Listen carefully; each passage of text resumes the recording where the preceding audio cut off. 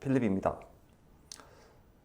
이번 영상에서는 머니투데이 김재현 기자님의 뉴스로 시작하겠습니다. 우리가 잘 모르는 중국 반도체 시총 10조 기업이 수두룩.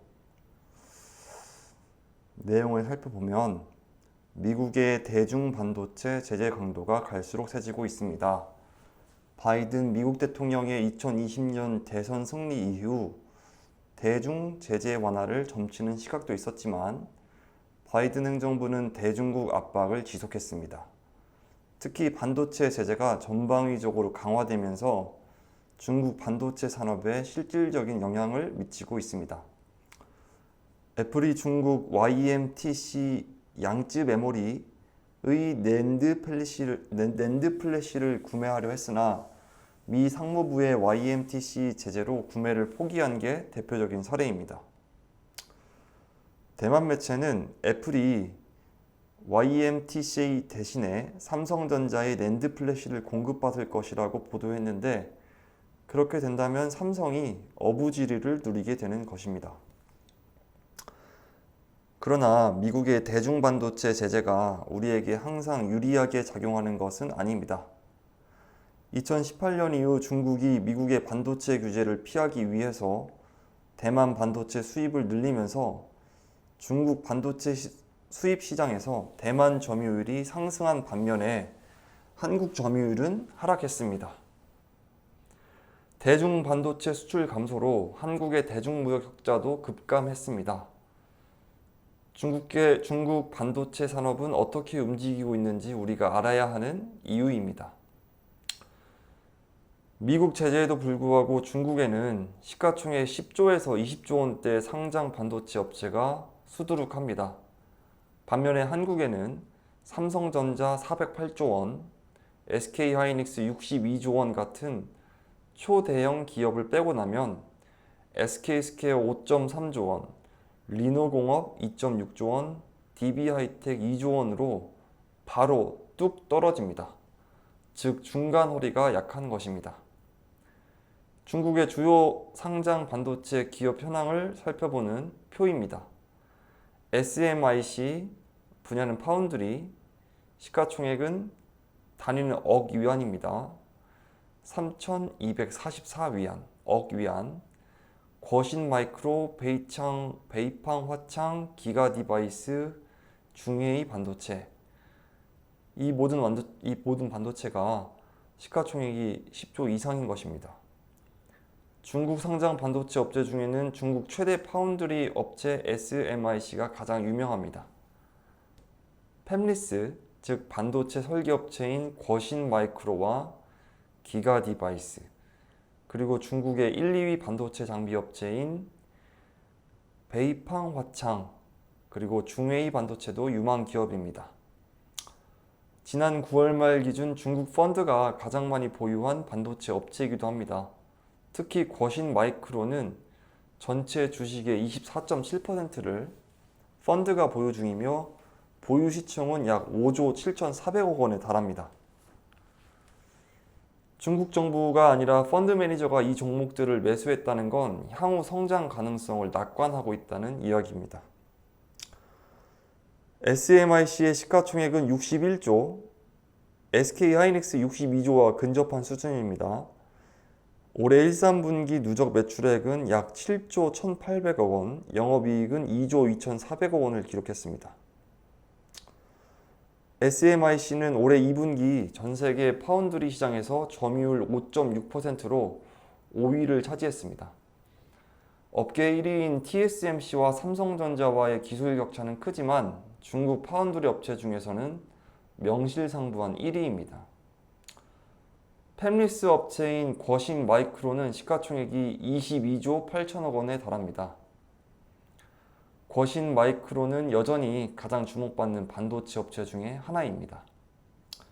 지난 3분기 중국 펀드들이 가장 많이 매수한 반도체 종목도 거신마이크로였습니다.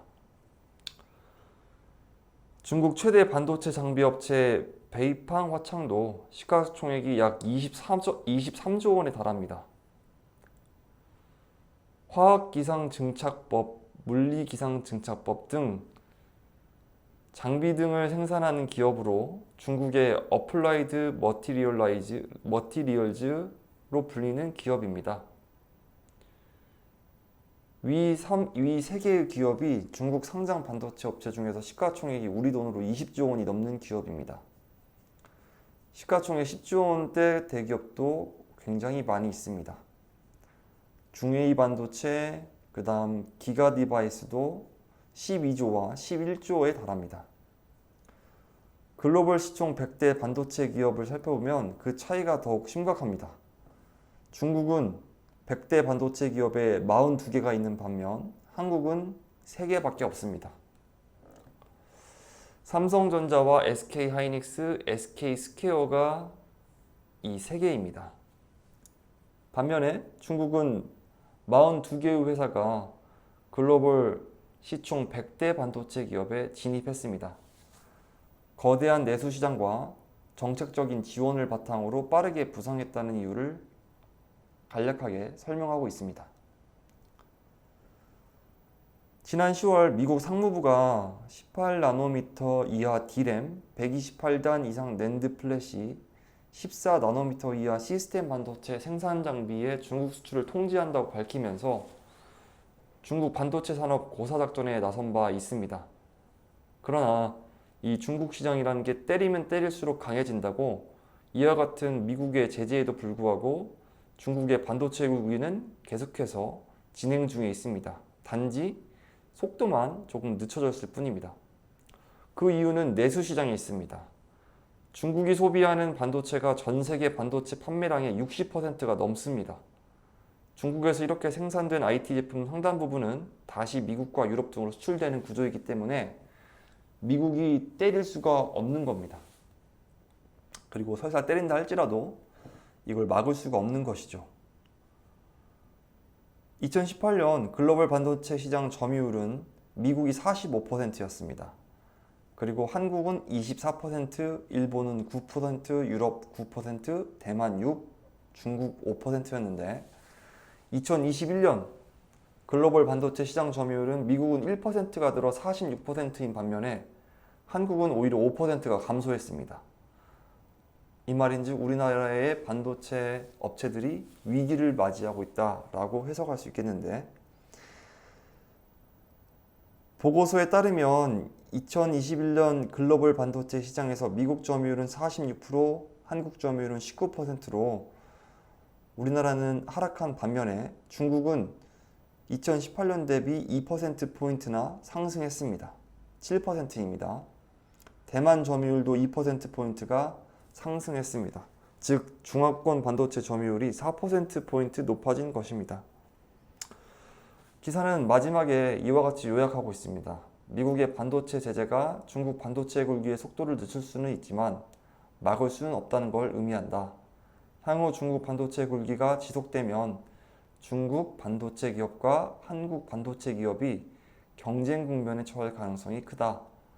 어떻게 해야 중국 반도체 기업과 초격차를 유지할 수 있을지 고민해야 할 시점이 다가오고 있다.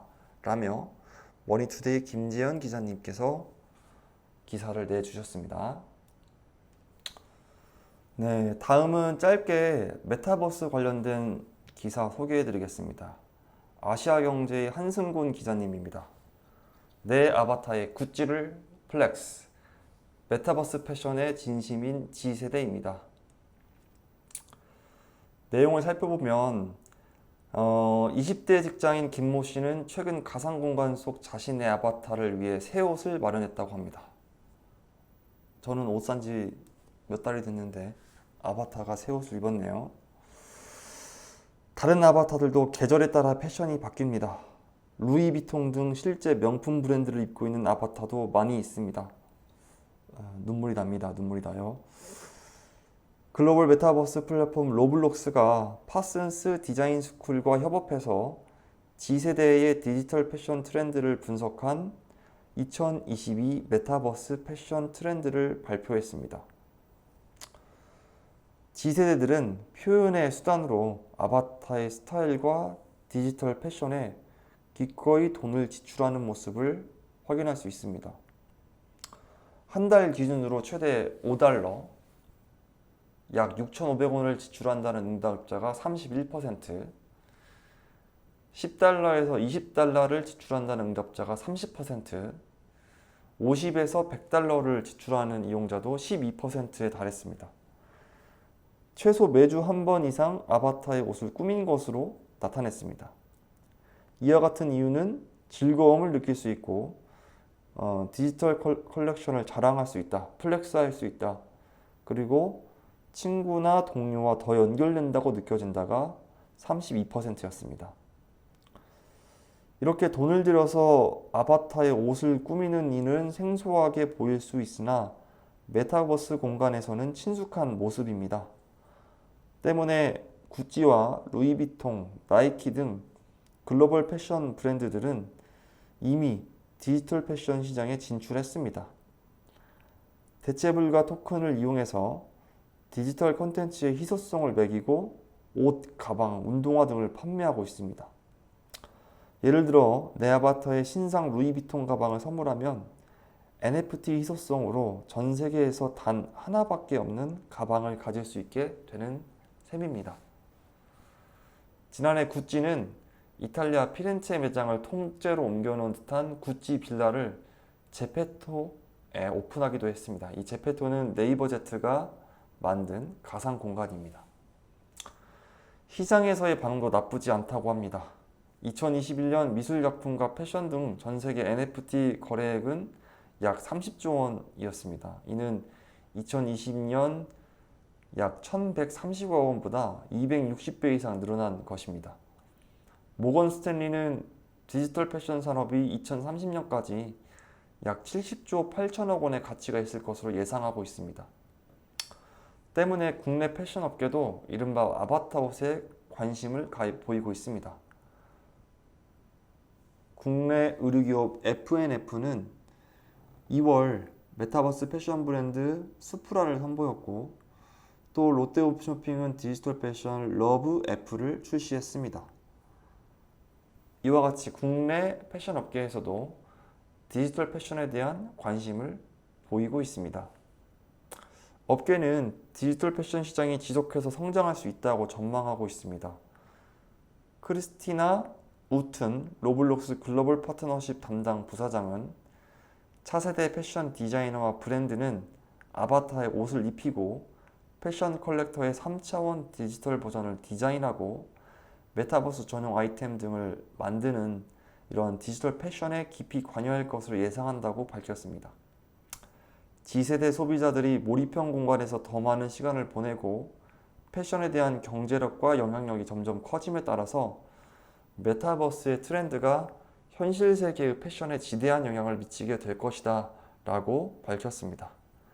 네, 지금까지 아시아경제의 한승곤 기자님의 메타버스 관련된 기사 읽어보았습니다. 오늘 영상은 여기까지 하겠습니다. 긴 영상 시청해주셔서 정말 감사드리고 다음에도 좋은 뉴스, 좋은 정보로 찾아뵙도록 하겠습니다. 감사합니다.